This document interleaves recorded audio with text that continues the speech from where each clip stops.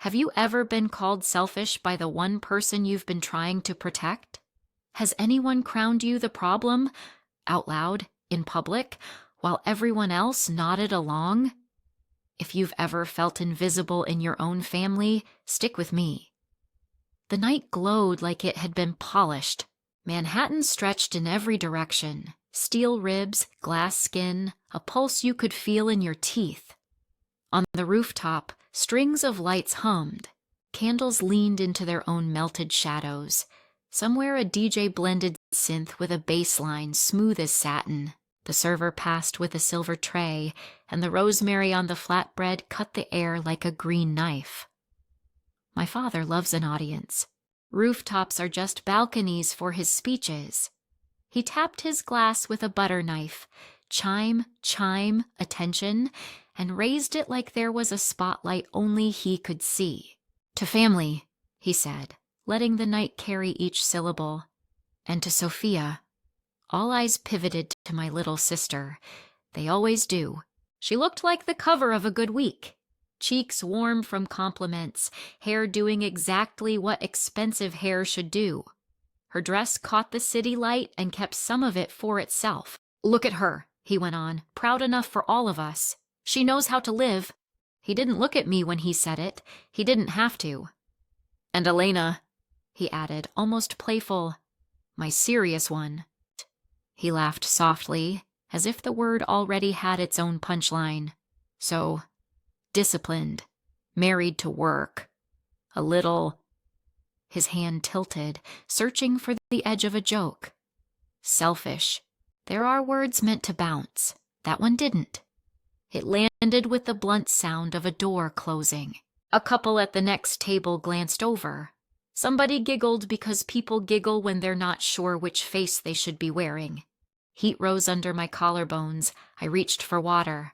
The lemon wheel spun, yellow eyes staring up like it knew something. I could have told him 1,000 things about effort and bills, and how much it costs to be the sturdy one. Instead, I breathed in out. Swallowed the rind sting and the urge to defend myself. Sophia rested her hand on my forearm, vanilla lip gloss. Nails that matched the soft gold of her earrings. He's teasing, she whispered, lips curving. Don't make that face. I smiled the smile you use when you're not invited to your own feelings. It felt borrowed. It always does when endurance is mistaken for pride. The server set down scallops in lemon butter. The butter smelled like summer on purpose. I wasn't hungry. Hunger lived lower than where the word selfish had lodged. A toast, my father said again. Of course, he adores echoes. To living in the moment, he means it. He believes the moment is a god you should feed first. Clinking. Cameras came out. Someone at our table lifted a phone and filtered us warmer.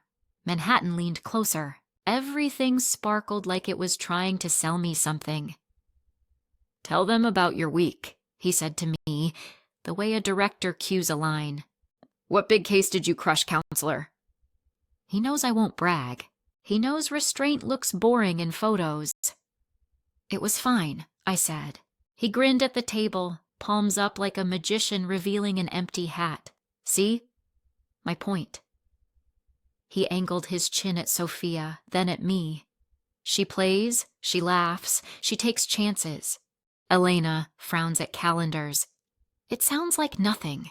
It builds like weather, pattern interrupt. A quick skip backward, 4th grade assembly, my hands shaking behind a paper certificate while the room stood up for Sophia's solo. Balloons, carnations, a framed program that lived on the mantle for a year. She lights up a room, everyone said. They weren't wrong. Nobody asked who turned the lights on. Back on the roof, the breeze lifted the hair at my temple. I tucked it and counted something to steady myself. The candles in the line by the balustrade, the ice cubes in my glass, the exits. 1, 2, 3.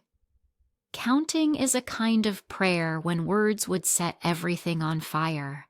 Sophia talked about a gallery opening in Williamsburg. Her voice danced.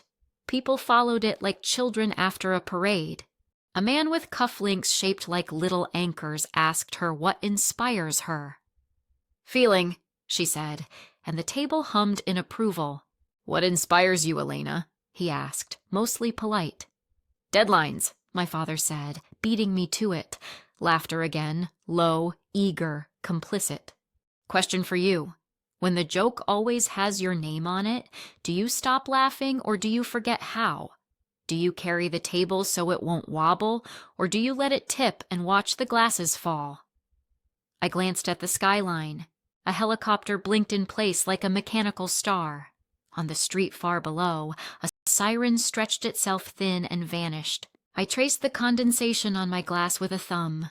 The seam of the linen napkin pressed a grid into my palm. I grounded myself in dumb details because big truths were dangerous at this altitude. Not everything is a grind, my father went on. He wasn't talking to me anymore. He was teaching the audience how to feel about me. Some people know how to enjoy life. They're brave enough to try things. They're generous with their joy. He looked at Sophia with the sort of pride that glows like a neon sign. Then he tossed me a companion smile, like a dog treat. You'll get there, he said. If you loosen up, as if dignity were a knot I'd tied too tight. I could have said, you love the idea of me, not me. You love the convenience, not the cost. You love the story where you did it all alone, and I'm the footnote you forget to read. Instead, I cut my risotto into obedient squares and pushed them around like chess pieces I didn't want to move. Why so quiet? He asked, and his voice softened now that he had performed. The softness didn't help. It never does. Sugar on a bruise is still sugar on a bruise. I'm listening, I said. To what? He really wanted to know. To what you think of me? He rolled his eyes for the table. Don't be so sensitive. Sensitive is just another word for awake. Sophia's smile flickered, then returned to full wattage. She squeezed my fingers under the tablecloth, quick, a secret apology and a plea all at once.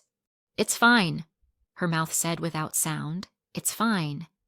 Isn't it wild how "it's fine" is the most efficient gag in the language? 2 words and the room forgets how to hear you. The conversation blurred. Miami's stories from the couple next to us. A debate about which neighborhood makes the best martinis. Someone insisting their friend's friend was about to blow up on TikTok. My father drifted back to happiness like a bee to sugar. Sophia's starting a new class, he announced. Of course. She doesn't let fear stop her. Neither do you, I said, softly enough for only my plate to hear. What was that? He asked. Nothing. He raised his glass a 3rd time. The man was a lighthouse. He couldn't help it. To my daughters, he said. One who lights up the room and one who keeps the lights on. Everyone laughed because it's easier than asking what that cost the one holding the switch. The city wind changed and brought something metallic with it, the taste of rain that hadn't started yet. The strand of lights above us buzzed a little louder. For a second, the whole rooftop paused, waiters shifting their weight, music catching in a loop, the skyline holding its breath the way water does before a wave breaks. Here's the part I don't want you to miss. I could feel a decision forming, not in my mind, in my bones. A small, solid click. The kind of click you hear when a lock turns and a door knows which way it wants to swing. I set my fork down. Smoothed the napkin on my lap like it might help me smooth the next 30 seconds. I looked at my father. His eyes are my eyes. Same brown, same shape. His are just more practiced at shining in stories where he always wins. Do you ever wonder, I asked, how much it takes to look calm while you're carrying things nobody can see? He blinked. The table stilled. It was a light question that wasn't light at all. What are you carrying? He asked, still amused, still a showman, inviting the laugh. Plenty, I said. Work, he guessed, rescuing the narrative, making it neat.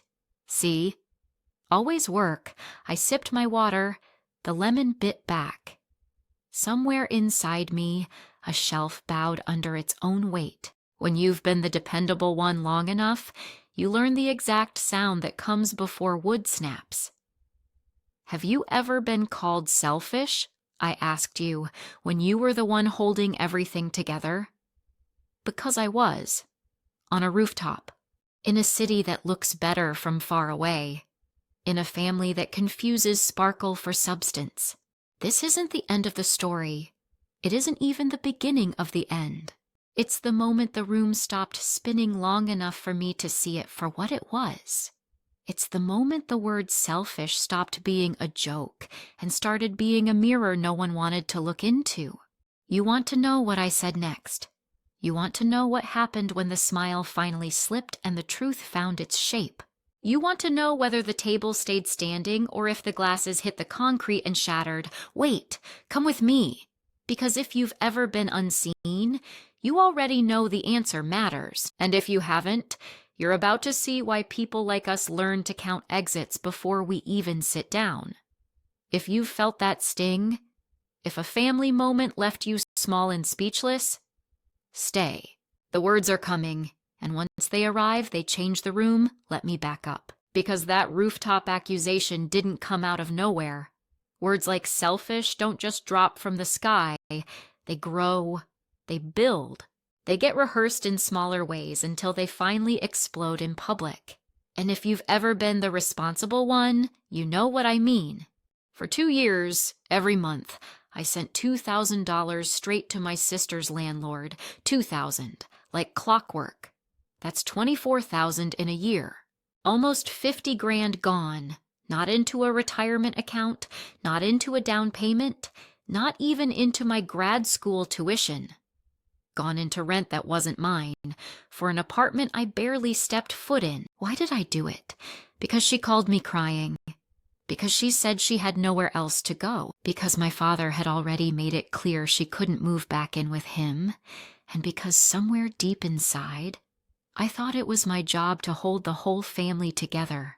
Do you ever get that? That sense that if you don't catch the falling glass, no one else will? Flashback. I'm 24, just out of law school. I've got debt stacked on debt. I'm running on 5 hours of sleep and Starbucks drip. Sophia? She's 19. She drops out of college after 1 semester. My dad shrugs. She's creative, he says. She'll find her path. When I asked for help with tuition, he told me, loans build character. That was the script I grind, she glides. And I'm the one who looks uptight for pointing it out. Fast forward, I'm 31. I should be saving for a condo.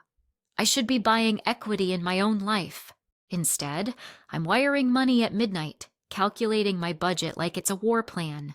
Rent, utilities, groceries, student loan, Sophia's rent, repeat. I'd scroll through Zillow listings, my finger hovering over homes I couldn't afford because my extra went to her. The crazy part? Nobody knew. Not my mother, not my colleagues, not even my closest friends. I carried it like a secret backpack filled with bricks. On the outside, I looked fine. Inside, every deposit was a tiny erosion. And the irony? God, the irony was that while I ate ramen 3 nights a week, Sophia posted photos at rooftop bars, new outfits, vacations with friends, captions like, living my best life. And every like, every heart emoji under her posts felt like another invisible receipt with my name on it. What does it do to you when the world claps for the person you've been carrying? There were nights I sat at my kitchen table, laptop open, bills spread like a crime scene, my pen tapping the same corner of a notepad. Do I push grad school another year? Do I cancel that trip with Derek, my boyfriend, again? Do I keep pretending this is temporary when every instinct tells me it's permanent? I told myself stories to keep going. She just needs a little time. She'll get on her feet. Family helps family. You've told yourself the same stories, haven't you? But every story had a cost. And that cost was me, flashback again, middle school. I stay up late to finish my science project. Sophia rehearses lines for a school play. I win first prize. My dad says, "Good job, Elena." Sophia gets a small role. He buys her flowers, takes us all out to dinner. She has star quality, he beams. Effort versus charm. Guess which one wins? That script never changed. It just got more expensive. So I became the quiet donor, the hidden sponsor, the invisible backbone. And each month, when I hit transfer, I felt both relief and resentment. Relief that she wouldn't crash. Resentment that I was the airbag no one saw, deflating so she could keep steering into walls. Sometimes Derek would catch me staring at my bank app too long.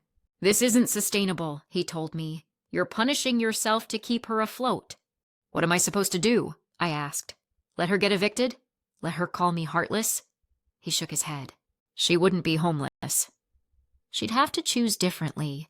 You're not helping her by protecting her from consequences." And I knew he was right. I just didn't know how to step out of the script, because scripts are sticky. And when your father's been rehearsing lines about who you are since you were old enough to sit at the table, it's hard not to keep playing your part. $2,000 a month, $24,000 a year, nearly 50 grand over 2 years. You know what that money could have done? It could have been my down payment. It could have been my MBA. It could have been freedom. Instead, it bought silence. It bought the illusion that everything was fine. It bought the smile on my sister's face when she twirled her hair and said, "I'm trying, Elena. You know I have anxiety." And maybe the cruelest part? It bought the word selfish being thrown at me anyway. If you've ever carried someone else's life while being told you're the cold one, you know exactly why that rooftop moment stung so deep. Because behind one word was a history. Behind one laugh at my expense was years of invisible math, invisible sacrifice, invisible me. I'm not saying this to brag about what I did. I'm saying it because I want you to understand how heavy quiet generosity can be, how it bends you, how it hides you, and how one day it makes you snap. Because no matter how strong you think you are, carrying 2 lives on one paycheck will break something. And when it does, people won't see the years you carried. They'll only see the scene where you finally drop it. That's what set the stage for what happened next. It never stopped with one favor. That's the trap no one warns you about. Once you say yes, once you step into that role, you don't get to step back out. You become the safety net, the wallet, the default. And if you've ever been there, you know exactly how fast just this once turns into again. Sophia's voice had a rhythm when she asked for money. Soft at the start, almost guilty. Then the pitch climbed, like hope disguised as a plea. "Elena, I hate to bother you, but..." Always that line. And every time, my stomach tightened before the rest of the sentence even arrived. There was the time she called about a certificate course in photography. "It's only 6 weeks," she promised. This could be my career. I wanted to believe her.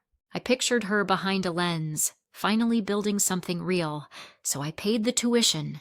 Weeks later, the camera gathered dust while she posted selfies in new outfits.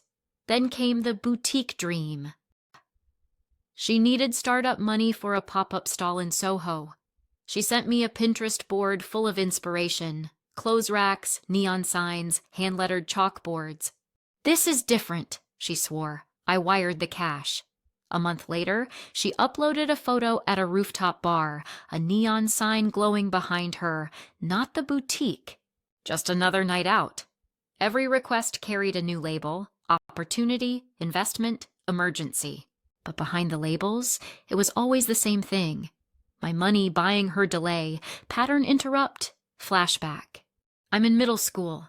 I ask my dad if I can take piano lessons. He says, "Too expensive, stick to schoolwork." A week later, he buys Sophia a full set of dance costumes for her recital. Sequins, satin, the works. "She needs to shine," he tells me. That's when I learned what counts as necessary in our family. Spoiler, it wasn't my dreams. Back in the present, each transfer chipped away at something I couldn't name yet. Not just savings, not just plans. It was my sense of fairness, my belief that effort leads to reward. Because here I was, working 60-hour weeks at the firm, saving pennies, cutting corners, and there she was, ordering cocktails that cost more than my dinner. Do you know what it feels like to cancel your own vacation because someone else needs a loan for theirs? Derek, my boyfriend, tried to talk sense into me. "She's not trying," he said after I told him about the Miami trip she magically afforded. "She's manipulating you," I wanted to argue, but deep down I knew. I knew because every conversation ended the same way, her crying, me caving, her guilt dripping through the phone, my boundaries dissolving like sugar in hot tea. And then there was Brenda, my dad's second wife. She chimed in too, always on Sophia's side. "Family helps family," she'd say at holiday dinners, her eyes cutting to me. "It's good you're so responsible. She needs support." Support. That word became another chain, because if I said no, I wasn't just denying money. I was denying family. Do you see the trap? The trap is when love and obligation get twisted together so tight you can't tell them apart. When your worth is measured in how much you give up. When every no feels like betrayal and every yes feels like self-betrayal. I remember one night vividly. My apartment was dark except for the glow of my laptop. My bank account blinked back at me. Sophia had texted another emergency. Her rent was short again. I stared at the balance, calculating, recalculating. Mortgage fund. Stalled. Grad school fund. Non-existent. Emergency savings. Thinner than a shadow. And yet my fingers typed the transfer details anyway. Why? Because I couldn't stomach the thought of her failing. Because my father's voice was already in my head. Why can't you be more generous? Why can't you be more like Sophia? That's the paradox. She was the one leaning on me, but somehow I was the one accused of selfishness. If you've ever been stuck in that cycle, giving, resenting, giving again, you know how heavy it feels. Like bailing water from a sinking boat while everyone else lounges on the deck. And the truth? I felt trapped. Trapped between guilt and anger. Between being the dependable sister and the invisible woman. Between wanting freedom and fearing the fallout. Looking back now, I can name it. It wasn't just about money. It was about being cast in a role I never auditioned for, provider, rescuer, villain. And every endless request was another line in a script I didn't want to keep reading. So when that rooftop night came, when my father called me selfish in front of everyone, it wasn't just about one insult. It was the weight of every yes, every sacrifice, every dream deferred, crashing down at once. If you've ever had your generosity twisted into accusation, you'll understand why my silence was cracking. Why the word selfish no longer felt like a joke. Because here's the truth. The requests never ended. But my patience would. And that's exactly what set the stage for what happened next. The city looked perfect. That's the problem with Manhattan. It can make any night look like the right choice. Strings of bulbs hummed above us, a soft halo over plates that gleamed like little moons. Glassware chimed, forks whispered. The air tasted like lemon and cold metal. If you had walked past our table, you would have thought, happy family, good life. My father raised his glass. Again, he loves ceremony. He lives for the hinge of attention. "To Sophia," he said, his voice warm enough to melt butter. "She knows how to live." He turned his smile and let it rest on her like a spotlight. She glowed. She always glows. Eyes bright, lip gloss easy, dress catching the skyline the way a net catches fish. "Say something," he urged her. Sophia did what Sophia does. She tossed her hair and laughed. "To joy," she said. "To trying new things." Everyone nodded. Someone clapped 3 times like joy was a trick you could train. Then he did what he always does. He tossed me a line wrapped like a compliment with a hook inside. "And to Elena," he said, "who keeps us all so grounded, a beat." The little pause that sells the joke, maybe too grounded. Polite laughter. A neighbor table looked over, smiled the quick tourist smile, then back to their martinis. Heat reached my neck. The lemon in my water spun again. I pressed my tongue to the roof of my mouth like that could hold the words there. This was familiar. This was practiced. I could survive another round, but he kept going. You only live once, my father told the table. Sophia gets that. She takes chances. She's brave. Elena thinks the only brave thing is work. Dad, I said, quiet, a small word. A warning without teeth. He waved it off. You know I love you. You're serious. It's admirable. He lifted a scallop with 2 fingers. But joy matters more than spreadsheets.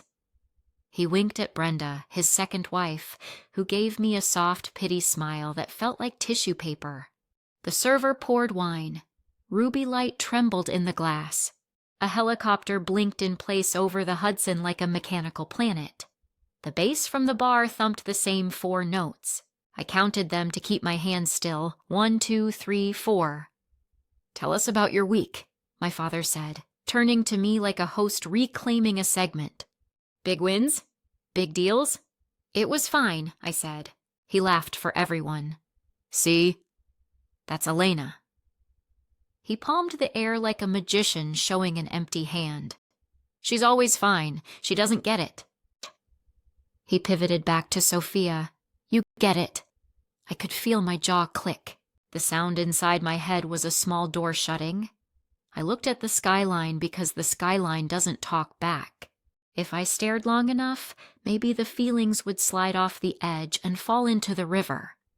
He tapped his glass again. To living, he announced. To art. To the class Sophia starts next month. He waited for the question he wanted. What class? Brenda delivered it on cue. Ceramics, he said, glowing. She's finally doing it real studio time. She'll need materials, of course. Wheels, glazes, a kiln membership. He turned to me, friendly as a bill. We'll all pitch in. The word we landed like a stone in my chest. Sophia watched me carefully. It's not that expensive, she said too fast. It could lead to a gallery. The rooftop leaned, not physically, inside me. Something tilted, and every loose thing slid to one side. I could hear my heartbeat in my ears. I could feel the little tremor my hands do when I'm at the edge. I can't, I said.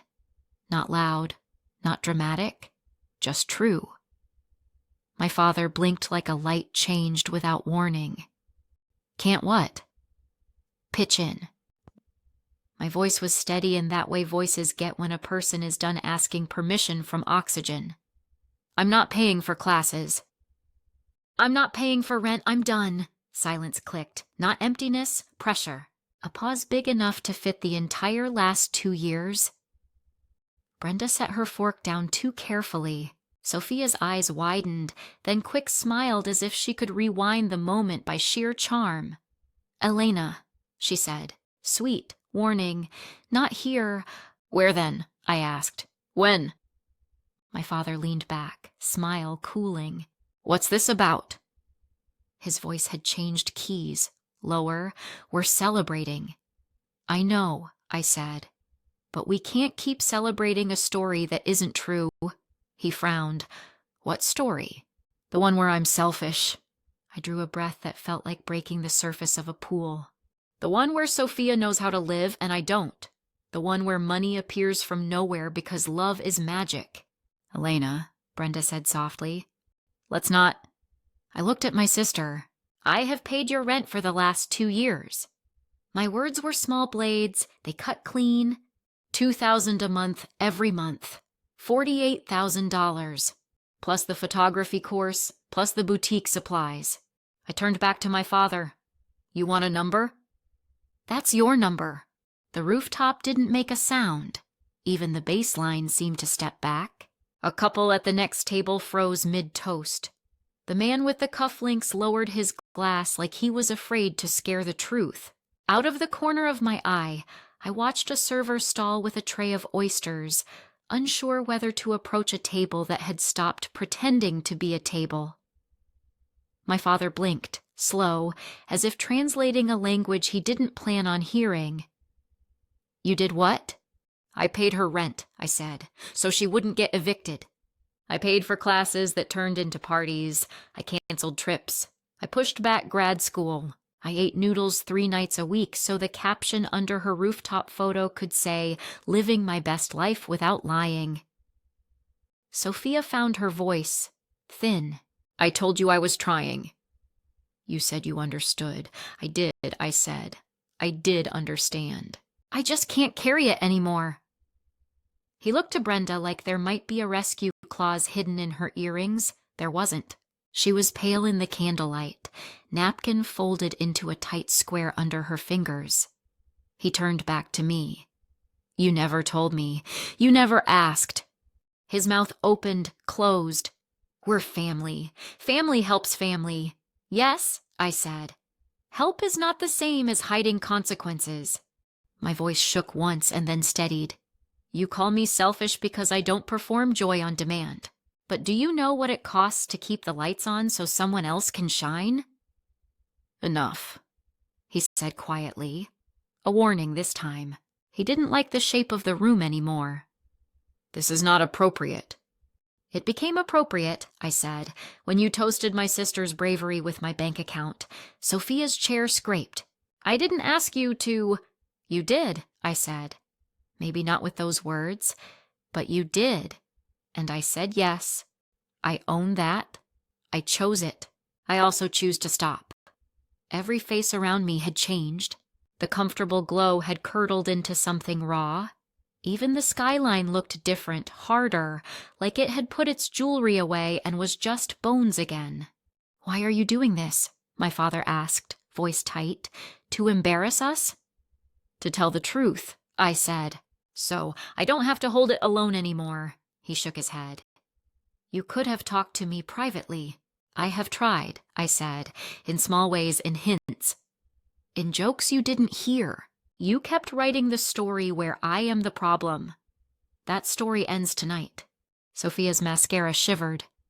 "I was going to pay you back." "When?" The word snapped out before I could dress it. "With what?" "With which job? With which plan that isn't a post?" Her lips parted, closed. The night sounded like it had been muted. I placed my napkin on the table. The linen left a faint grit on my fingertips. Small facts steadied me. The candle's bend, the lemon's pulp, the helicopter's slow blink. The big fact steadied me more. I was done. "From this moment," I said, "no more loans, no more transfers. No more pretending this is fine." I looked at my father. "And no more calling me selfish for refusing to disappear for you?" He didn't answer. He couldn't. The weight of the words had finally found the surface and stayed there. Around us, the rooftop remembered how to breathe. Glasses clicked again at other tables. Someone laughed too hard in the corner. The DJ missed a beat, then recovered. But at our table the air was thick, the kind you chew before you can swallow. I thought of the ledger only I could see. Money, yes. But also hours, sleep, apologies. Parts of myself filed under later. I thought of the night I told Derek I couldn't fly to Vancouver because Sophia's rent was due. I thought of the way my father's jokes built the stage I was expected to stand on, smiling. I stood instead. My chair sighed against the floor. "I'm going to get some air," I said. It was both excuse and declaration. I set my water down, lemon rind floating like a small, stunned moon. No one stopped me. No one could. The room had lost its script. If you've ever had to say the sentence that changes the story, out loud, where people can hear it, you know that silence. You know the relief braided with fear. You know how the ground tilts and then steadies, like a ship finding a new route. That was the night the rooftop broke. Not the railings, not the lights, the story. And if you're still here, if your stomach is tight and your hands are warm because some part of this feels like your life too, wait. Because what came after those 30 seconds of silence changed everything. Silence has a texture. On that rooftop, it felt like velvet stretched too tight over something sharp. My words were still in the air, 48,002 years, and the night didn't know what to do with them.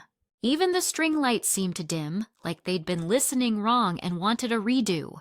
My father's chair scraped first, just an inch, metal against concrete, quick, nervous. He swallowed, then tried on a smile that didn't fit. "Elena," he said, careful, like I was a glass he might drop. "What are you doing?" "Stopping," I said. The word was small and complete. Sophia's breath came short, like stares she didn't expect. "You promised," she whispered. "You said you understood." "I did," I said, softer than I felt. "I understand. I can't continue." Brenda's eyes darted between us. Her napkin was folded into a tight white square under her palm. "Let's all breathe," she suggested. We did. It didn't change Oxygen's mind. A server hovered with oysters, then retreated, tray angled like a shield. The DJ dropped a beat, missed it, found it again, embarrassed by a rhythm he couldn't fix. At the next table, a couple stopped mid-toast. Their glasses kissed anyway with a tiny accidental chime. My father leaned back. He chose a tone he uses at holidays, the one that fixes the story with confidence. "Family matters are private," he said. "You don't unload like this." A laugh stumbled out of me. Not mean, true. "Private?" "It was never private for me." He blinked at the word "me" as if it didn't belong in a sentence about us. "You could have come to me. I tried," I said. "The jokes, the hints." You turned them into applause. Sophia's mascara held until it didn't. Tears left two bright trails. She covered her face with her hands, nails gleaming like tiny moons. "I didn't want this," she said behind them. "I didn't either," I said. "I wanted it to be temporary. I wanted helping to feel like help, not erasure." "Erasure?" my father repeated, as if the sound offended him. "You're being dramatic." Pattern interrupt. Flashback's quick cut. I'm 19. He's tapping a spoon at a cookout, telling the neighbors how Sophia brings sunshine, and I bring spreadsheets. Everyone laughs. Later, alone in the kitchen, I scrape baked beans into a container and count how many hot dog buns we have left. Dramatic? No. Practiced. Back on the rooftop, my hands steadied around my water glass. The lemon spun, then settled like a tired eye. "Dad, I've been covering rent. I canceled vacations. I deferred grad school. I ate noodles and kept my mouth shut while you called me selfish for not posting fun." He flinched at selfish. A word mirrors harder in public. Brenda cleared her throat. "We can figure this out." She looked at my father for backup. He didn't move. Sophia wiped her cheeks and sat straighter, defiance taped over fear. "I was going to pay you back." "When?" The question jumped before I could dress it kindly. "With what money?" From which plan that wasn't a caption. She stared, wounded. "You don't believe in me?" "I believe in you more than you believe in consequences," I said. My voice wasn't loud, but it cut. "I believed enough to carry you." "I'm choosing not to disappear to do it." My father's jaw shifted. "You've humiliated your sister." "No," I said. "I've introduced us to the truth." The wind tugged the tablecloth. The candles performed tiny bows. I could feel people glancing, not the cruel kind, the human kind. Curious, careful, unwilling to look away from a mirror someone else is holding. "Okay," Brenda said softly. "Let's pause." "We're at dinner." "We were at a performance," I said. "Now we're at dinner." Sophia's voice went small. "I can't make rent next week." The sentence hit my chest like a button you don't want to push.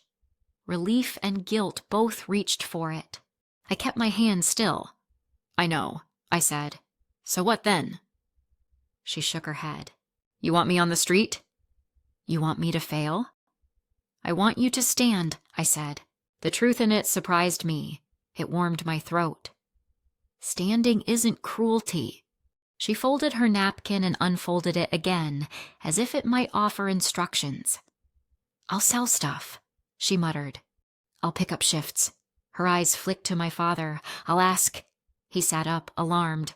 "No, you can't move back in, Brenda and I."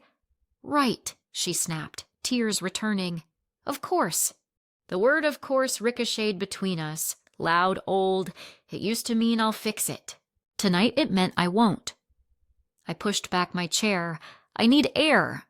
"Don't you walk away," my father warned.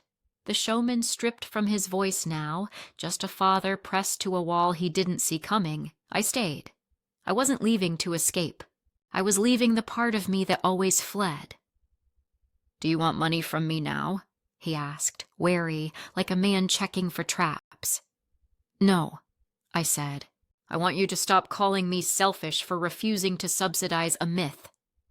He inhaled through his nose, held it, exhaled like surrender he planned to retract later. "We'll talk tomorrow." "Okay," I said, "but the numbers won't shrink overnight." He nodded without nodding. "You blindsided us." "You misread me for years," I said. Brenda's hand found his forearm. She squeezed. It made something gentle appear on his face for one unguarded second. It made me ache in a place I didn't have language for. The server approached again, saintly. "Can I get anything else? Dessert?" We all looked at him like a magic trick. A normal question in a room with no normal left. "Just the check," my father said. His voice had muscle memory. When the black folder arrived, I reached for my wallet and caught my own hand midair. That tiny halt felt like an earthquake no one else could see. He put his card down. The ritual was intact, but the meaning had changed shape. Sophia pulled out her phone and stared at it like it might conjure a solution. Her reflection in the screen was wet-eyed and brave anyway. She looked up at me. "I'm scared," she said, and it was the most honest thing in the room. "Me too," I said. "We'll be scared and do the adult thing anyway." "What's the adult thing?" "Tell the truth, make a plan, live with the consequences." She winced. "That sounds hard." "It is." The elevator ride down was a chapel. Fluorescent lights hummed. Faces went expressionless, the way people do when they've run out of acting. In the lobby, marble carried our footsteps farther than we walked. A doorman said good evening and flinched at the energy he stepped into. We pushed through the revolving door and the city exhaled on us. Hot pavement, cold taxi roofs, a bus sighing like a tired animal. Outside, my father cleared his throat. "Elena." He paused. "I don't know how we got here. I almost said, because you preferred a daughter who shines to a daughter who stays. I didn't. I said, we're here. We can start from here." He nodded once. Brenda kissed my cheek, careful. "Sleep," she said, like a wish. Sophia hugged herself. "I'll figure the rent," she said, defiance softening at the edges into something like resolve. "I will." "I believe you can," I said. "I won't pay for it." She nodded, a brittle little movement, then turned to the curb to call a ride. When the car took her, she looked back through the open window. For a flicker, she was 12 again, asking me to check under the bed for monsters. I held her gaze. I didn't lie and say there weren't any. I nodded, which meant, "You can survive them." I walked home. The city had put its jewelry away for the night. Storefront gates rattled half-closed. A bike courier whistled off key. I let the sounds wash me clean of echo. On my block, a dog tugged its owner toward a tree like the tree had secrets. My keys felt heavier and right in my hand. Inside, the quiet rearranged itself around me. No calculations, no transfer screens, no scripts. I poured water and didn't add lemon. I sat on the floor against the couch because chairs felt like stages and I was off stage now. My phone lit. 3 messages. "Brenda, are you okay? We love you. My father." "We'll talk tomorrow, Sophia. Nothing yet." I sent 3 replies. To Brenda, "I'm okay, thank you." To my father, "Tomorrow afternoon works." To myself silently, "You did it." I washed my face like a person whose skin was only skin. I stood in the dark kitchen and let the fridge hum be the only applause. Relief slid into me in inches, not a flood. Unease sat beside it, not leaving, not loud. They can coexist. That's new. If you've ever spoken a truth that made the room stop, you know this feeling. The aftershock is not triumph. It's a recalibration. It's your body remembering how to be yours. Before bed, I opened the Notes app and wrote one line. No more invisible bills. It looked small and stubborn. It looked like oxygen. You're wondering what came next. Did he double down? Did she spiral? Did I hold my line? I'll tell you, but not yet. Hold this moment with me. The immediate, messy relief, the clean ache, the space where rescue used to live. Because right after an aftershock, the ground looks steady. That's when the next tremor tests it. A week after the rooftop, my phone lit up with a text that felt like a summons. Dad. Family dinner, Sunday, 6 p.m., Il Viale on 52nd. Let's reset. Like we were a router and all we needed was 10 seconds of darkness. I stared at the word until it went blurry. Part of me wanted to pretend I hadn't seen it. Another part of me, the one that picks up glass with bare hands, typed back. I can come for an hour. Derek read the thread over my shoulder. You don't owe them a performance, I said. I owe myself a boundary. I didn't add how flimsy boundaries feel in group texts. All week the message sat in my pocket like a small stone. At work I wrote motions, underlined dates, attached exhibits. My brain did law. My body did weather. Tight chest, quick breath. A crackle just under the skin like static waiting for a doorknob. Sunday slid in quiet as a cat. Cloudy, damp. I pressed a dress, then pulled on slacks. Dresses feel like permission slips to behave. Slacks don't ask. I tied my hair back, then let it down, then back again. I wanted to look like a person who could leave at any time. Il Viale was the kind of restaurant with a brass handle that remembered every hand. The windows were fogged at the edges from pasta steam. The host smiled with the relief of someone who recognizes chaos and welcomes it anyway. Back room, he said. They're waiting. They're waiting. The words were heavier than the coat I shrugged off. The back room glowed amber. Framed photos of Italian plazas leaned toward us from brick walls. The table was set with white linen and a bottle of wine breathing like it had something important to say. My father stood when I walked in. Brenda smiled, hopeful and careful. Sophia looked smaller than I remembered and also brighter, like a candle that refuses to go out even when you dome it with your palm. Hi, I said. Elena, my father answered. My name a gamble he hoped would pay. He pulled out my chair. It scraped the floor like a throat clearing. I sat. I placed my napkin in my lap. I felt 12 and 31 at the same time. We're glad you came, Brenda offered. Thanks for inviting me, I said, because civility is a bridge you can stand on while you decide whether to cross. A waiter poured water. I heard the ice kiss the glass. The room smelled like basil and melted cheese, and something buttery that reminded me of Sundays before any of us knew how to be complicated. My father lifted the menu and then didn't look at it. I've been thinking, he said. Of course he had. Thinking is his favorite show to star in. Last week was a lot. It was honest, I said. He nodded, as if that were a language he could try on. Yes, honest. I don't want us to be strangers. We're not, I said. We're family. The word sat between us like a centerpiece no one ordered. Sophia tucked a piece of hair behind her ear and reached for the breadbasket, then put it down. Her nails were plain, no glitter. She looked at me like she was standing at a cliff and wondering whether the jump was a fall or a flight. I found a job, she said. I blinked. You did? Hostess. 2 shifts a week to start, she said quickly, before pride could die on her tongue. And I listed clothes online. A few sold. That's great, I said, and meant it. The room let out a breath. My father's face softened into something almost unfamiliar on him. Restraint. "We're proud of you," he told her. It didn't sting the way it used to. Maybe because he wasn't using it to aim at me, we ordered burrata, clams, pappardelle with short rib that the menu promised had been braised for 6 hours, which is longer than most apologies last. Small talk tried to happen. It limped. "How's the firm?" Brenda asked, steady, a nurse checking vitals. "Busy," I said. "We're prepping for trial." "And your apartment?" she tried. "Still there," I said, and we all smiled the small smile people wear when they're learning a new language in public. The food arrived.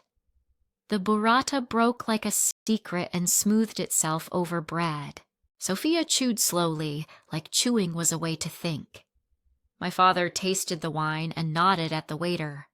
"Good," he declared, and I felt the room relax by half a degree. Then he cleared his throat. I knew that sound. So did the room. Even the photos on the walls seemed to lean closer. "I want to talk logistics," he said.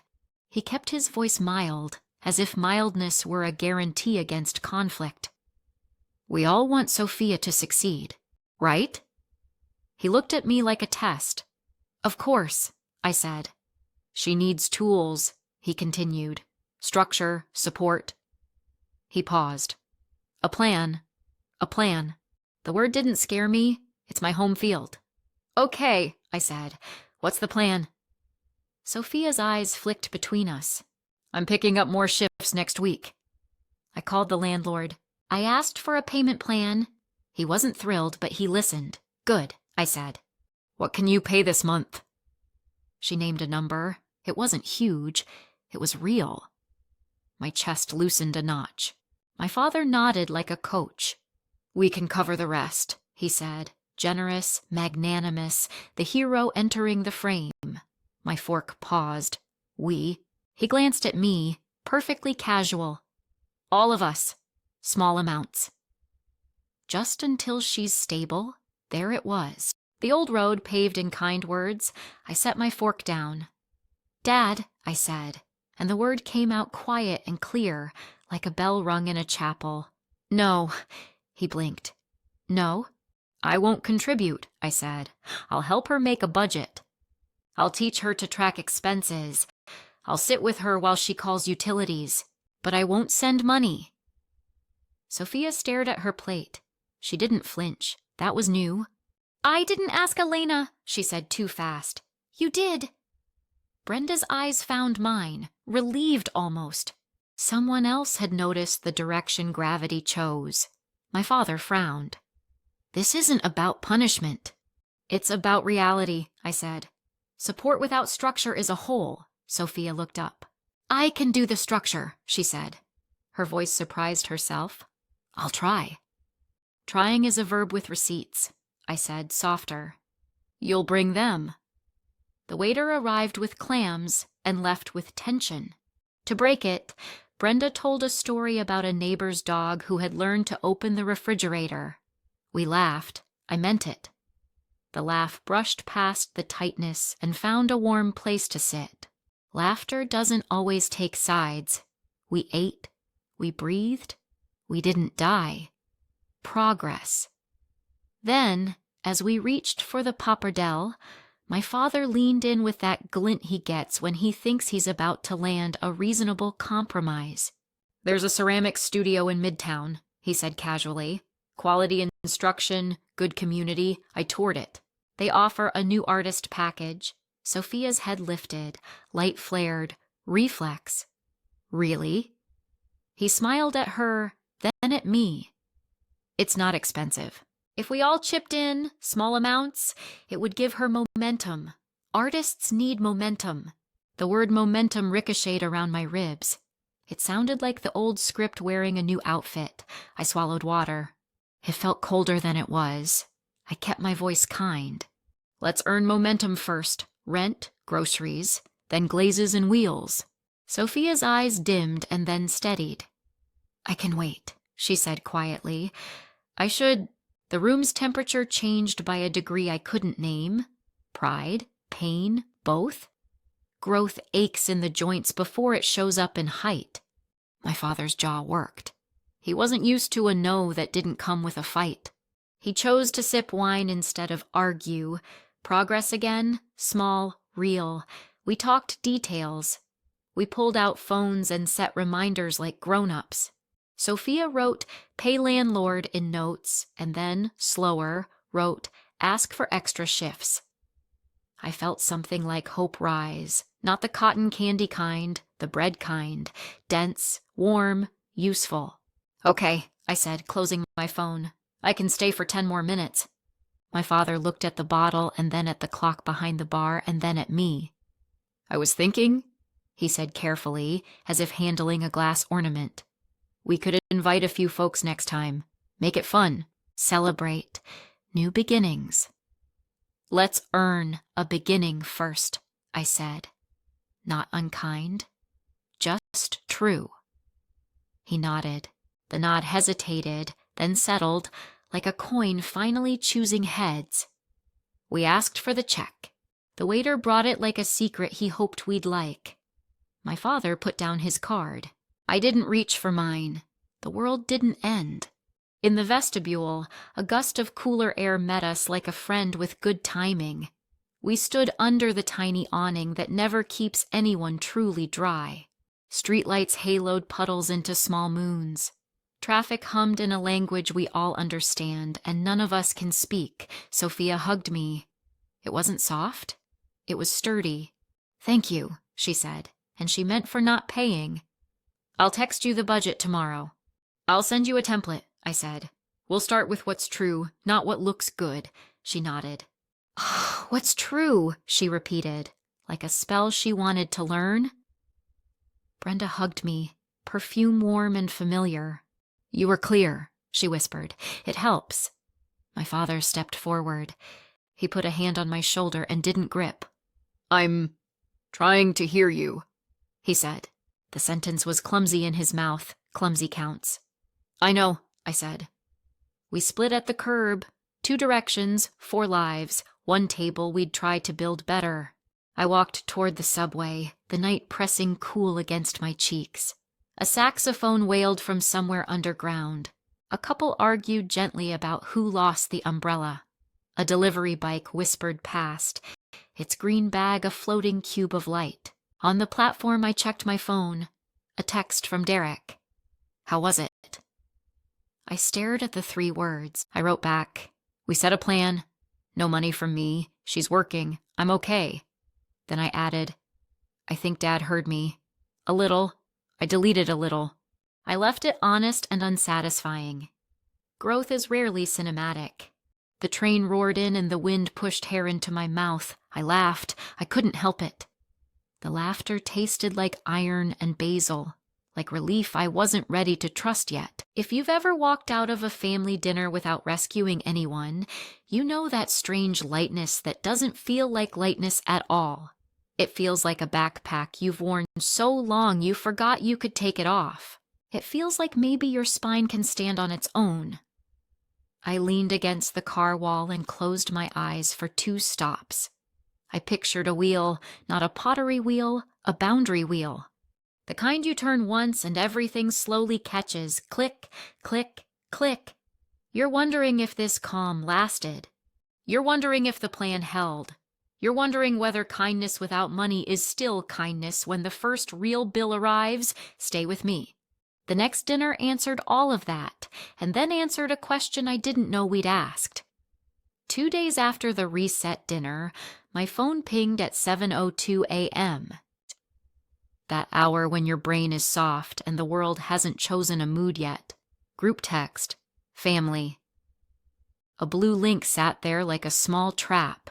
"Dad, here's the studio package I mentioned. Great value. Early bird discount ends tonight. Brenda. Look solid? Good instructors? Sophia. I can start next week if I secure the spot." Below the link, split request. $1,200 total, Dad. $400. Brenda. $200. Elena. $400. Sophia. $200 from tips. A split request, neat, clean. Like fairness, you could itemize. My thumb hovered. The coffee machine hissed behind me, steamed milk breathing like a warm animal. Outside, the street was still rubbing sleep from its eyes. Inside, heat crawled up my neck. A familiar automatic climb, I typed, erased, typed again. I won't be contributing. Happy to help with a budget, not with tuition. I hit send. The message looked too small for the quake it represented. Dad, it's a small amount. Momentum matters. Me. Rent matters first, groceries, debt, then momentum. Dots bubbled, stopped, bubbling again. Sophia, I'll cover my $200. Pause, I think I can. Brenda, proud of you, Soph. Dad, Elena, don't be rigid. A little seed money? Me. No, silence. Not the rooftop kind. The digital kind. Bright screen, no sound, where your pulse is the only noise. My phone buzzed in my palm. A direct text from my father. Dad, can you hop on a quick call? I stared at the word quick. Quick calls aren't. They are longer than time. I called anyway. The line clicked. I could hear him walking, his shoes negotiating with hardwood. Morning, he said, neutral like weather before it decides to storm. Morning. You're serious? He asked. About the class? Yes, he exhaled. I don't understand why you're making this difficult. It's $400. It's not the number, I said. It's the default. The what? The default wallet, I said, and the phrase surprised both of us with how right it felt. In every plan, the invisible solution is me. I don't live there anymore, he laughed, short. You're being dramatic. We're a family doing a family thing. No, I said, steady. We're a family repeating a pattern. We renamed it plan, a pause, the kind where two people test the weight of words they didn't expect to meet. Listen, he said, choosing charm like a tie. I'm putting in, Brenda's putting in. Sophia is putting in from tips. It's teamwork. Why do you insist on standing apart? Because teamwork without roles is dependency, I said. My role isn't financier. Our roles are to help each other. Help isn't the same as rescue, I said. Rescue has interest. It collects in silence. He went quiet. The line hummed with electrical patience. Pattern interrupt? Flashback. I'm 17 at a neighborhood pizza night. Dad forgot his wallet. Everyone laughs. Elena's the responsible one, he declares. I pay with babysitting cash. A joke is born and no one sees it's also a contract. Back to the present. He cleared his throat. You always make everything so principled? This is simple. It's simple, I agreed. No, he shifted tactics. You're comfortable, you can afford it. I looked at my coffee mug, chipped at the rim where it had knocked the sink. I could afford a lot of things I haven't bought, I said. Like grad school on time. Like a down payment 2 years ago. That was your choice. It was my choice, I said. This is mine too. Something in his voice sharpened. You sound punitive. I'm not punishing, I said. I'm honoring a budget. Sophia's and mine. So you're okay with her losing the discount? I'm okay with her learning sequence, I said. Rent, then classes. Security, then momentum. It isn't sexy. It's solvent. He sighed the sigh of a man who believes women complicate things by naming them. You know, he said, your sister has courage. She tries. Not everyone is built to grind like you. That's fine, I said. But if courage needs my card, it's not courage. It's curation. Silence again. Even the line sounded annoyed with us. Fine, he said at last, brittle but polite. I'll cover your share. He made I sound generous, and your sound small. That's your choice, I said. Not mine. He waited for me to say thank you. I didn't. Not because I'm ungrateful, because gratitude wasn't invited to this transaction. We'll talk Sunday, he said. Okay. We hung up. The apartment was so quiet I could hear the neighbors shower. The coffee had gone lukewarm. I took a sip anyway and made the same face I always make when good things cool too fast. I went to work. I wrote a motion that sang in clean paragraphs. I won a calendar fight over dates opposing counsel hoped to slide past. My brain hummed. My body did weather again. I checked the family chat at lunch. Dad, paid the studio. Sophia, you start Monday. Sophia, thank you, a heart emoji. Then quieter. I'll make you proud. Brenda, you've got this. No one tagged me. My name sat in the room like a chair someone wouldn't admit was empty. If you've ever refused to be the default wallet, you know the twin bite that comes next. Anger from those who liked the old way, and shame from the part of you trained to fix discomfort with money. I put my phone face down, ate my salad in 6 mechanical bites. The dressing tasted like compromise, too sweet, then too sharp. That evening, Derek came over with Thai food and the soft kind of listening that isn't hungry for its turn to speak. I showed him the thread. He raised a brow. He Venmo'd a split request? Essentially, wow, he said. That's some corporate synergy. I laughed. Finally, thank you. You did great, he said. Did it feel awful? Yes. I paused. And also clean. He kissed my temple. Clean is underrated. I slept badly. Boundary hangover. In the morning, a new ping. Sophia DM. I know you're mad. I really need something that's mine. I stared at the sentence. The mind tugged at me. An old tenderness tried to dress itself as permission. I'm not mad at you, I typed. I'm done funding momentum. I'll help you build it. Budget template attached. Start with fixed costs, then groceries. We'll meet Sunday. Bring receipts. She replied with a thumbs up. It felt like a person throwing a rope across a gap and not quite reaching. Still, there was a rope. All day, little aftershocks. An email from the studio to the group, welcome Sophia, confetti graphics and a list of recommended supplies, a suggested retailer, a total that ignored rent. A discount code in cheerful yellow. I closed the email. My chest went tight, then released. My hand did something new. Nothing. That evening, Dad called again. I talked to the studio, he said, voice bright. They have a community fund. If Sophia puts in hours, she can earn studio credits, so the money goes farther. That's great, I said, and I meant it. The knot in me loosened another half-inch. He sounded surprised that I didn't fight him.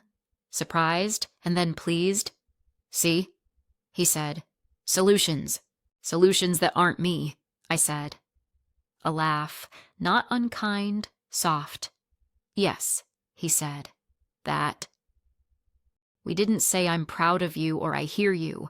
We said scheduling things. We said menu things. We pretended neutral until it felt almost true.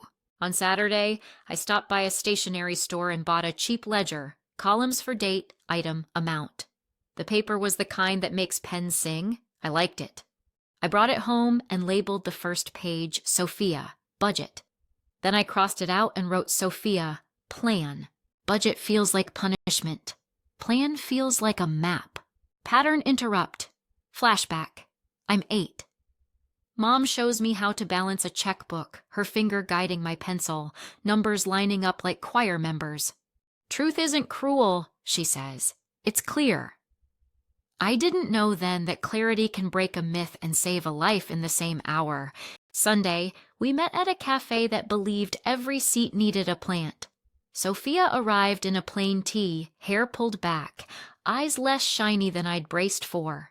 She slid a small stack across the table, receipts, scribbles, a pay stub with tax bites. I started the ledger, she said, shy proud. I guessed on some things.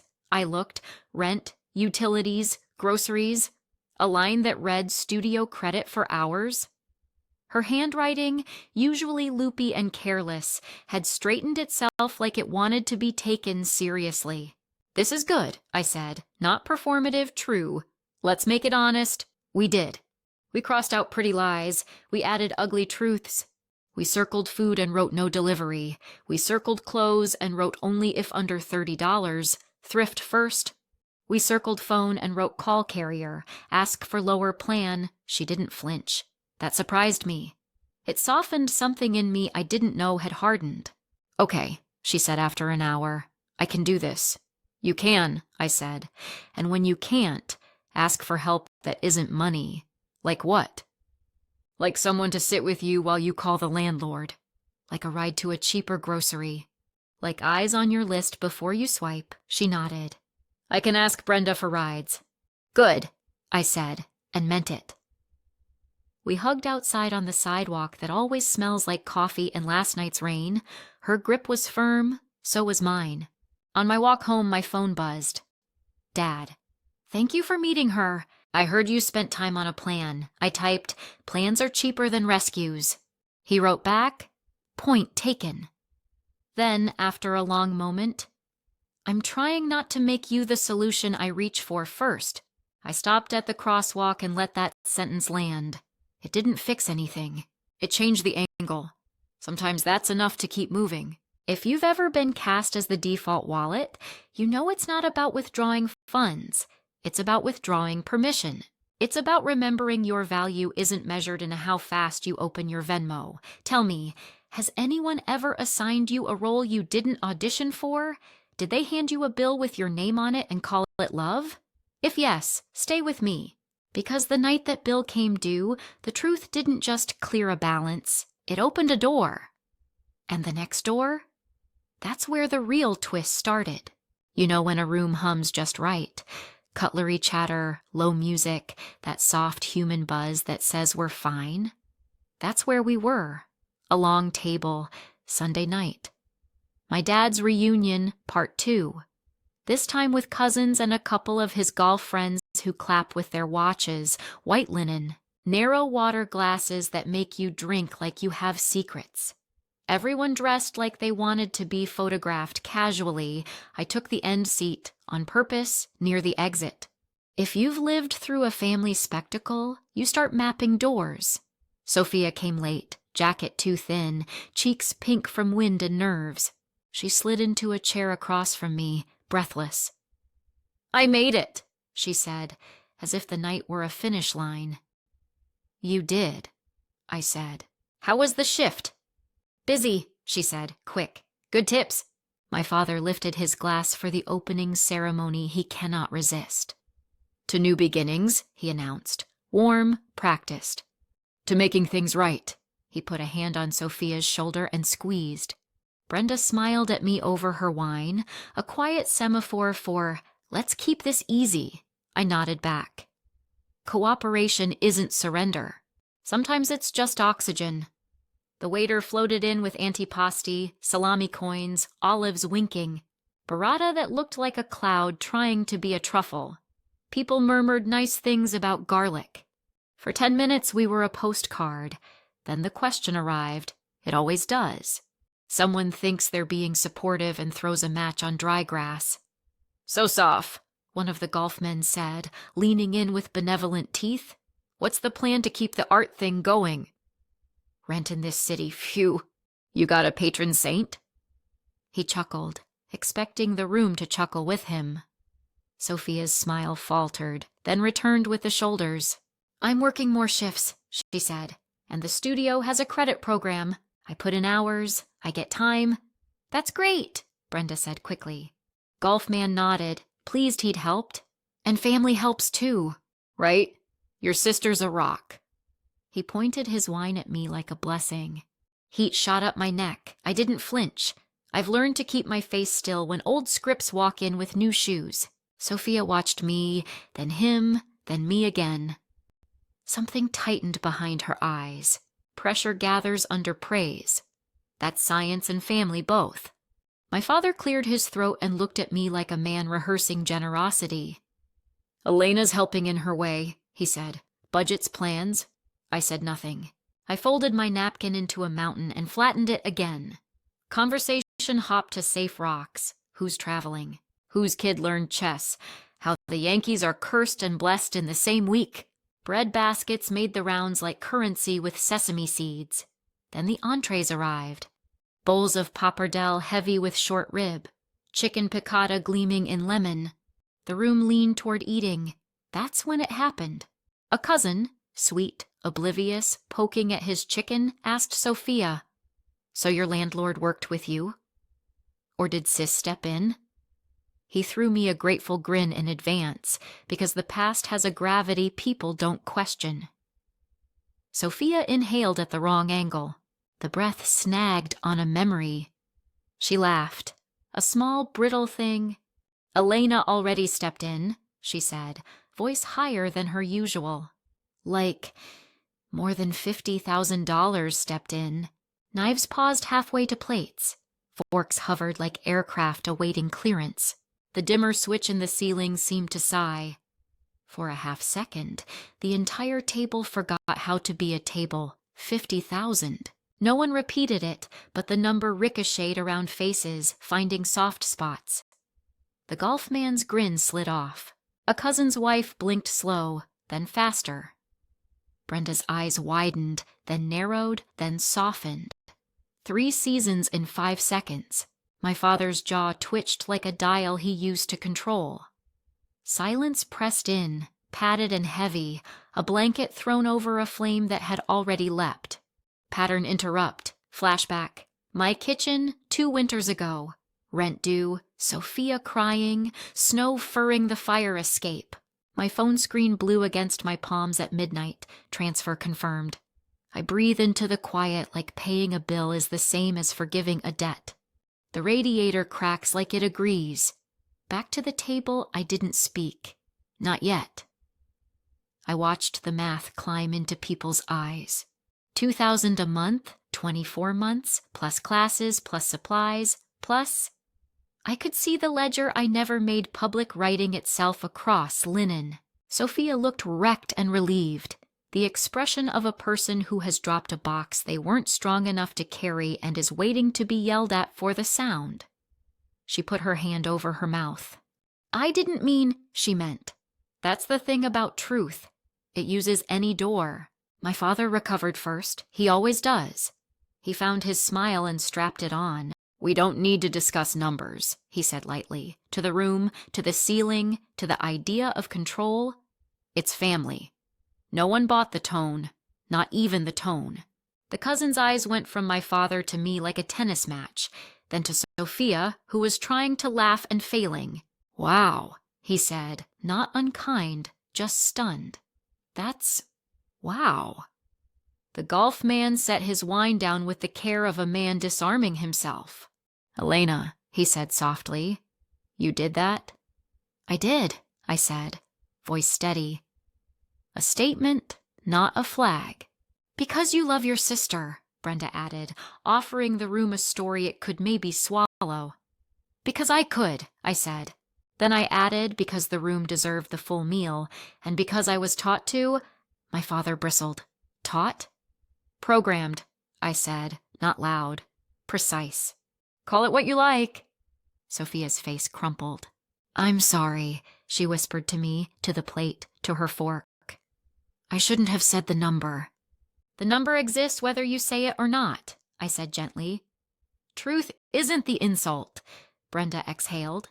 "Let's not make this—" "What?" I asked. "Honest?" She stopped. "Honesty is a table you either sit at or you don't." The cousins suddenly found their food fascinating. The room tried to breathe. It didn't. Then it did. My father put down his napkin and folded his hands, the way a man folds a deal he doesn't like. "Elena," he said, cheerful like a dentist. "No one forced you." "Right," I said. "I volunteered repeatedly, while being told I was selfish." A ripple of discomfort moved through the chairs like a small quake. Felt, then denied. The golf man coughed into his hand.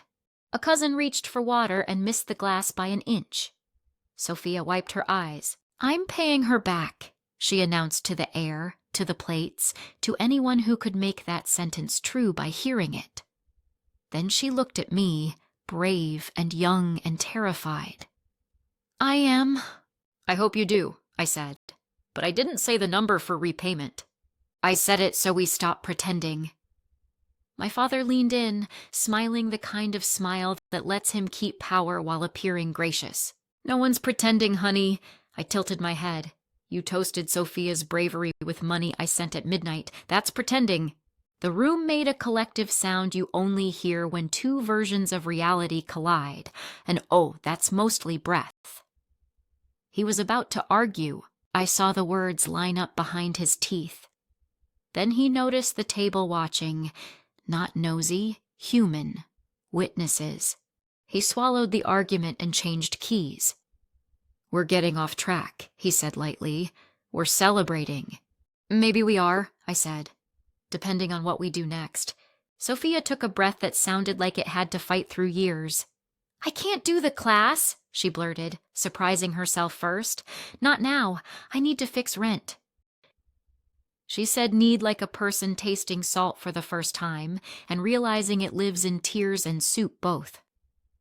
Brenda reached for her hand, eyes bright. That's wise, she said. My father stared at Sophia like she'd changed the rules mid-game. We already paid. I'll earn the credit hours, she said quick. I'll volunteer. I'll ask for more shifts. She looked at me. The rest of the sentence climbed across the table and sat in my lap. I'll bring receipts. I nodded. Okay. The cousin who had asked the question cleared his throat. I didn't mean to cause trouble, he said. His voice was apologetic, sincere. You didn't, I said. You invited truth. It arrived. The golf man lifted his glass. Slowly, carefully. To truth then, he said, tentative, as if he was trying out a strange toast. A few glasses followed. Not all. That's all right. Honesty isn't unanimous. We ate again, not happily, not miserably, just honestly. The pasta cooled. The lemon candles down the center burned low. The photographs on the walls watched us start to learn. Halfway through a plate I couldn't taste, my phone buzzed. A message from Derek. You breathing? I texted back from the edge of the table. Yes, table 2. He sent a heart that looked like a life raft. I put the phone face down and stayed in the room I was in. Sophia dabbed her eyes, and then, with a shaky laugh, said to the cousins, By the way, if you ever want to buy a mug, I know a potter who will be really good in 6 months. We all laughed, grateful for a sentence that leaned forward without begging.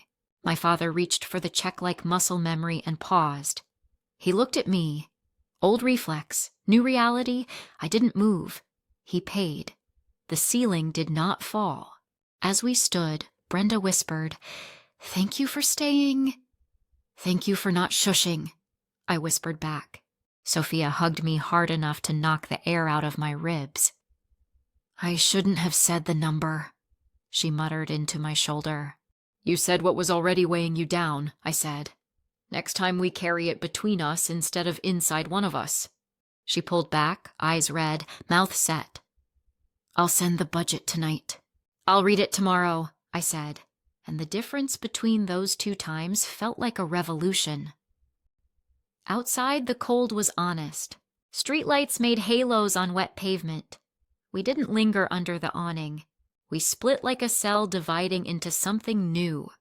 If you've ever watched a number walk into a room and change the air, you know this particular quiet on the ride home. It isn't defeat. It isn't triumph. It's a recalibration you feel in your bones, like your spine learning a truer shape. You remember every midnight transfer and realize each one bought you a lesson you were too tired to take. And if you're still with me, if your heart is beating a little harder because your family has numbers that no one says out loud, hear this. Naming them is not cruelty, it's clarity. Clarity gives you a floor. From floors, people stand. The next morning, my phone felt heavier than a phone. Brick heavy, guilt heavy. I brewed coffee that tasted like nerves and watched the steam write little ghosts on the window. Texts sat there from last night. Cousins trying to say wild without taking sides. Brenda sending a heart that looked tired. Dad single. We'll speak tomorrow, Sophia. Nothing. Silence from the person who said the number always has its own sound. It's like someone turned down the city and turned up your pulse. At 9:11 a.m., the buzzer rasped. I knew who it was before the voice. "It's me," Sophia said, small, uncertain. Wind in her hair, apology in her pocket. I let her up. She stepped in holding a paper bag you can only buy when you've decided thrift is a friend. Inside, 2 coffees, 1 banana, a muffin cut in half. She put them on the counter like offerings. "I didn't sleep," she said. "Me neither," I said. "Truth first, then the rest." We sat at the table that has heard every version of our family. She picked at the muffin and left a little hill of crumbs, then smoothed them flat with her finger, then made a new hill. I waited. Waiting is a love language if you let it be. "I shouldn't have said it," she blurted. "The number, it was already there," I said. "You just held it to the light." She swallowed, throat working like a fist unclenching. "Everyone looked at you like you're made of money, like you're a bank that sleeps sometimes." I let out a breath I didn't know I'd trapped. "That's how they've looked at me for years," I said, not angry, inventory. "I don't want that," she said quickly, the words tripping. "I don't want you to be that because of me." I nodded. Then I said the sentence I had been building, brick by brick, for weeks. Low, clear, final, no more money. She flinched as if the air had moved too fast. "None?" "None," I said. "Not for rent, not for classes. Not as a bridge, not as a buffer. I will sit next to you while you call the landlord. I will walk you to HR to ask for more hours. I will edit your resume, your budget, your apology email. I will be there, but I will not pay." Her mouth trembled, her eyes went shiny. She nodded too fast, the kind of nod people do when they're trying not to drown. "Okay," she whispered. Then louder, as if she needed the room to hear it. "Okay." Tears escaped anyway. She pressed her sleeve to her face, then laughed through it, embarrassed by being human. "I'm not crying because of the money," she said. "I'm crying because I've been handing you problems like they were flowers and calling it closeness. I let that line sit between us. It was perfect and painful. We learned that somewhere," I said. "It wasn't all you." "Doesn't matter right now," she said, wiping her nose with the heel of her hand. "I'm the one in your kitchen." "You're my sister in my kitchen," I corrected. "Not a problem," she breathed. The room inched warmer. Pattern interrupt. Flashback. I'm 23, Mom's funeral. The casserole line stretching like a sad parade. Dad's voice turning brittle sugar into rules. "Family stays together," he said. And what he meant was, no one leaves the table until the bill is paid. We paid, in cash, in silence, in years, back to the table. I pushed the banana toward her. "Tell me what's due first." "Rent," she said. "Utilities. Then the studio wants supply money if I keep the spot. But I'm going to pause the class and do hours for credit." "Good," I said. "Let's actually run the numbers." We did. We made columns on a legal pad because I am predictable and paper keeps people honest. Income, fixed costs, variables, shoelaces. The ledger sang when lines added up to something real. It's funny, sometimes hope isn't a feeling. It's a row of figures that do not lie. She opened a banking app. Her hands shook like the phone shakes were catching. "I have $318, she said, shame hot in her voice, like a burn she thought she had to apologize for. "Okay," I said. "That's a number. We like numbers." "Do we?" She tried to joke. "We prefer them to surprises," I said. "Surprises cost interest." She actually smiled. Then she got serious again. "The landlord said I could split rent if I pay by Thursday." "I can get almost there with tips." She hesitated. "Can I sell the iPad?" "The one you got me for classes?" My old version would have said, "No, keep it, we'll figure it out." My old version loved to keep tools and then become the tool. The new version took a breath. "If the iPad keeps you from eviction today, sell it. You can buy tools again when they have something to sit on. She nodded, a slow adult nod. Okay. I stood, grabbed the ledger from the counter, the cheap one I'd found yesterday, paper thick enough to make pens glide. I handed it to her. On the first page I'd written, "Plan, not plea." Under it, "Truth isn't cruel, it's clear." She ran her fingers over the words like they were a texture. "This feels like school," she said. "School you control," I said. "Let's make 3 calls." We called her carrier and lowered her plan by $22. We called the electric company and set a one-time deferral with a $10 fee that I made her circle in red so she'd hate it just enough to never need it again. We called the landlord together, she spoke. Her voice shook, then steadied, then warmed. When she hung up, she looked at me like she'd just lifted something heavy and discovered muscle. "He said, okay," she whispered. "He didn't yell." "Because you didn't ask for rescue," I said. "You offered a plan." She blew out her cheeks. "Plans are cheaper than rescues." "You quoted me," I said, and we both laughed. Her face changed then. The crying eased. Pride crept in, shy and right. She sipped the other half of the muffin like victory soup. "So," she said. "No more money." "No more money," I said, and it didn't hurt to repeat it. It felt like turning a key. Her eyes glittered. "I'm ashamed," she said, and the word fell between us like something fragile we could finally stop tiptoeing around. Not just because I needed help. Because I liked being taken care of. I liked not knowing the numbers. I thought confusion was cute. "It's not cute," I said gently. "It's expensive." She exhaled through a laugh sob. "God, you're annoying when you're right," I said. "It's my most affordable trait." We cleaned the crumbs with our palms. She put the ledger in her tote like a passport. At the door, she paused. "Dad's going to flip," I said, "but you don't owe him comfort if it costs you rent." "Well, what do I say when he asks you to chip in a little?" "Say, Elena doesn't pay my bills," I said. "Say it even if I'm standing there." Especially if I'm standing there. She swallowed, then squared her shoulders. "Elena doesn't pay my bills," she repeated. It sounded strange in her mouth, then less strange. She hugged me. It wasn't soft. It was solid.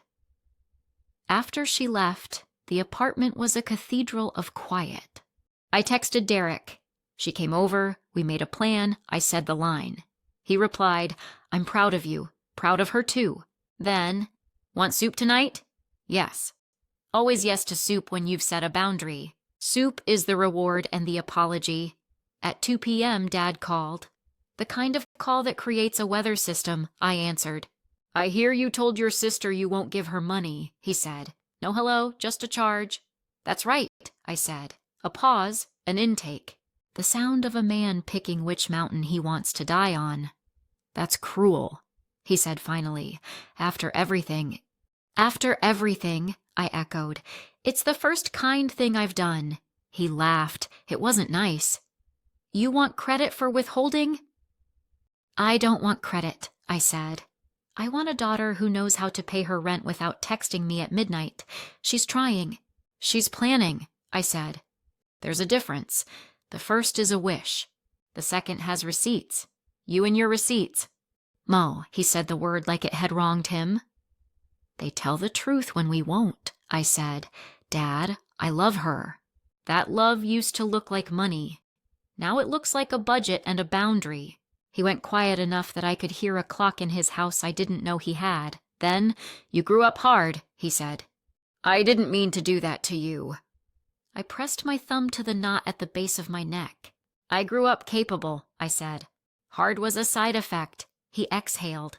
I pictured him at the kitchen table, fingers on the wood, measuring the grain for patience. "Fine," he said finally, not happy, not defeated. "No more money from you." "No more money," I confirmed. "From anyone who isn't her, unless it's a loan on paper with a date. That's extreme," he said. "It's adult," I said. He muttered something about this generation loving rules until they don't. I let it pass. Then he cleared his throat. "Sunday dinner?" "I'll come," I said. "1 hour." "1 hour," he repeated, like he was afraid the time would shrink if he didn't hold it with his mouth. We hung up. I leaned my forehead against the cool window and watched a delivery bike cut through traffic like a thought. The rest of the day was quiet. I did laundry. I highlighted a deposition transcript. I said no to a sale on boots by closing the tab. Little alignment acts. You'd be surprised how many miracles hide inside ordinary choices. At 6:40, a text from Sophia popped up. Sophia, made $164 in tips. Sold the iPad for $220. Called the studio. They'll hold my spot if I volunteer 6 hours per week. Landlord agreed to split. I can cover rent by Thursday. If I don't order food, I won't. Then, Elena doesn't pay my bills? I smiled. Not the Instagram kind. The kind you feel under your ribs. Proud of you, I typed. Send me your grocery list. I'll mark the traps. She sent a list that was mostly snacks rebranded as meals. I edited without shaming. Add beans, add eggs, add rice. Skip the delivery fees disguised as convenience. She sent back a thumbs up and a selfie with her tongue out, ledger held like a trophy. Later, in bed, I thought about the sentence I'd said that morning and how it had landed in our lives like a new law. No more money. If you've ever laid down a boundary in a family that worships sacrifice, you know the hangover. Your heart is a drum. Your brain is a courtroom. Guilt taps the mic and asks to be heard. You let it speak. You don't let it vote. Is no love? People will tell you it's cold, but listen. No is the door you close so the wind stops taking the heat from your house. No is the guardrail that lets the car drive faster without dying. If you've ever had to say enough, tell me in the comments how your body felt when the word left your mouth. Did your hands tingle? Did your stomach drop and then rise? Did you look around for permission that wasn't coming? If you're right there, don't click away. The floor you're feeling, this solidness, that's Act 3 starting to build. Because the next time we sat down at a table, I didn't bring my wallet.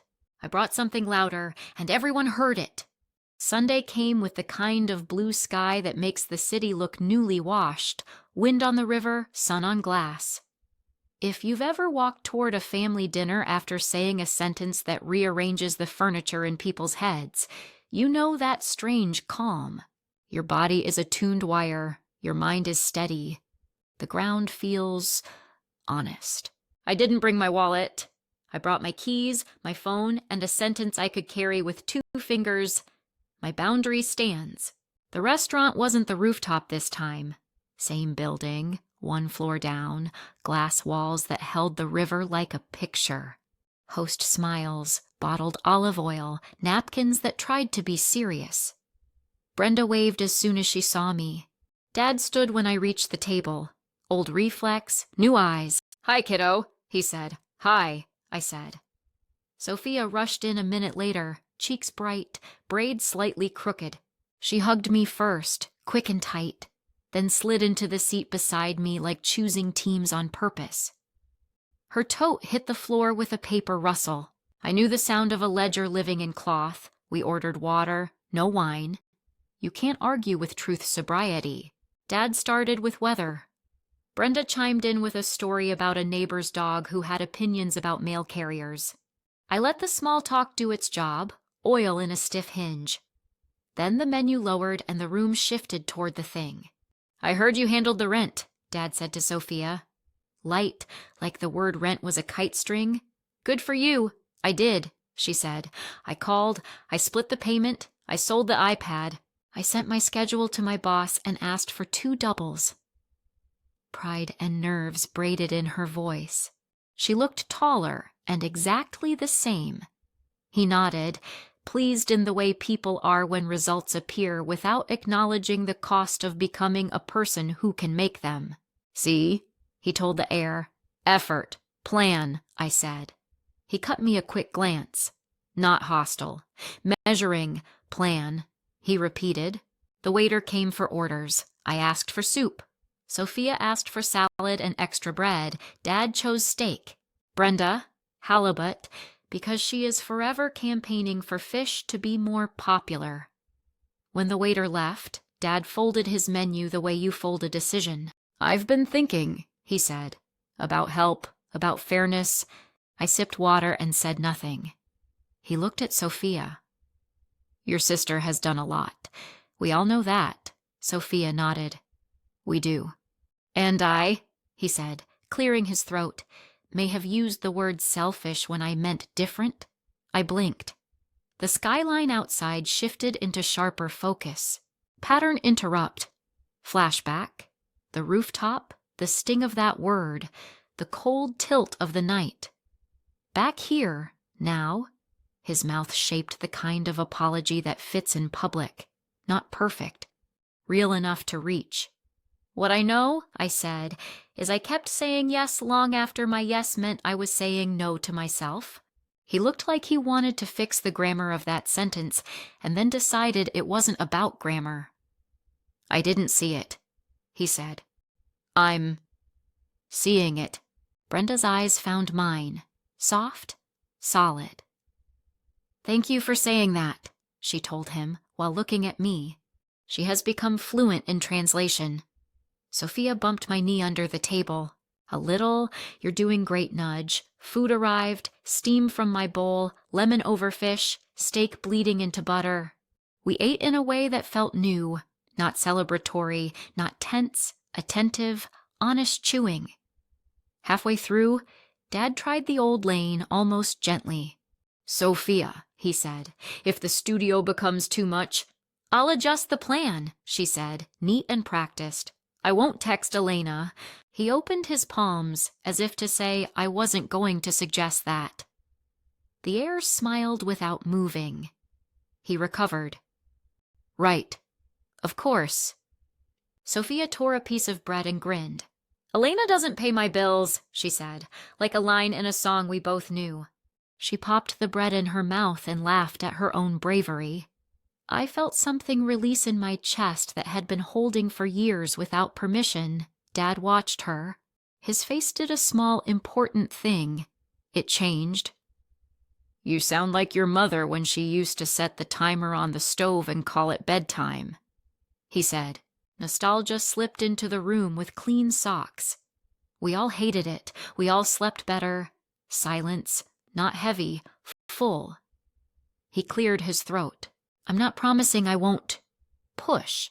A self-aware half smile. "Coach is coach. But I won't call discipline selfish again." "Thank you," I said. "Thank you," Sophia echoed. And the echo wasn't childish. It was a chord. We finished the meal without drama. Another pattern interrupt. Sometimes the twist is that there is no twist left, just choices. Dad reached for the check the way history told his hand to move. I didn't flinch. He didn't look at me. He paid. It wasn't a power play. It was a bill. Outside, the river wind lifted the edges of our coats. The city sounded like Sunday deciding whether to become evening. Brenda touched my arm. "Walk," she asked. We walked the path where runners become silhouettes, and geese hold opinionated meetings. Dad fell in step beside Sophia. I heard him ask about her schedule, not her dreams in a vague balloon way, her hours, her plan. She answered with numbers that did not apologize. "I wanted to clap for math." Brenda looped her arm through mine. "You look lighter," she said. "I am." "Because you said no?" "Because I said yes to what I will and won't do," I said. "No is just how it sounds." We reached the little overlook that pretends to be a pier. The water spoke fluent lap. I leaned on the rail and let the air rinse me. If you've ever kept a promise to yourself in public, you know this sensation. Your skin fits, your spine hums. Sophia joined me, cheeks pink from cold. "Guess how much I made last night," she said. "How much?" $186. I bought beans, eggs, rice, and, don't yell, cheese. I laughed. "Cheese is not a crime. I also prepped my lunches like an annoying person on the internet," she said. I hated it, then I loved it. Welcome to adulthood, I said. It's mostly tricking yourself into being kind to future you. She bumped my shoulder. Is future me nicer than present me? She's the same, I said. Just not scared of the numbers anymore? Dad stood a few feet away, hands in his pockets, staring at the river like it owed him context. He turned. There was a question in his eyes he couldn't quite smuggle into a command.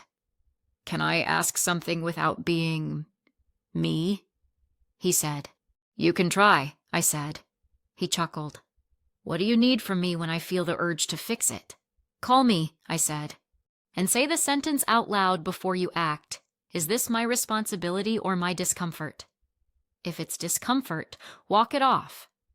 He winced and nodded like a man tasting medicine that works. I can do that. Also, Sophia added, mischievous, if you accidentally Venmo me, I will accidentally refund you. He laughed. For real. Deal. We stood together a little too long for a photograph, and exactly long enough for memory. The light made halos out of hair we didn't brush that well. A kid on a scooter whooshed by and yelled, "Hi!" like he was announcing friendship as a sport. On the walk back, my phone buzzed. Derek again. How's the weather at the table? I sent a photo of the river and our shoes. Clear, steady. Less wind than last week. He replied, proud of your forecast. We said goodbyes outside the restaurant. Dad hugged me, a careful thing that didn't try to erase anything or smuggle in a deal. See you next Sunday, he said. 1 hour. 1 hour, I said, and we smiled at the new rule that wasn't punishment. It was a phone alarm we both wanted to honor. Sophia went one way, Ledger thumping her leg. Dad and Brenda went the other, talking about fish like it was politics. I headed home through a city that didn't know it had just watched a woman hand herself back her own keys. The apartment smelled like lemon cleaner and the basil I barely keep alive. I set my phone on the counter and stood in the middle of the kitchen, same tiles, same faucet, different air. I made tea. I poured it into the chipped mug with a tiny crack that has never widened. If that's not a metaphor, nothing is. I sat. I wrote a single line on a Post-it and stuck it to the fridge. Clarity is kindness with edges. Under it, another. Boundaries are bridges that don't collapse under one person's weight. Then I opened the comments section in my mind. The invisible room where you and I talk, where strangers turn into a chorus. If you've ever been taught that love equals rescue, hear me. Rescue is a season. Responsibility is a life. When you switch, some people will call you cold because they are used to your warmth being up for sale. Let them adjust their coats. Your job is to make weather you can live in.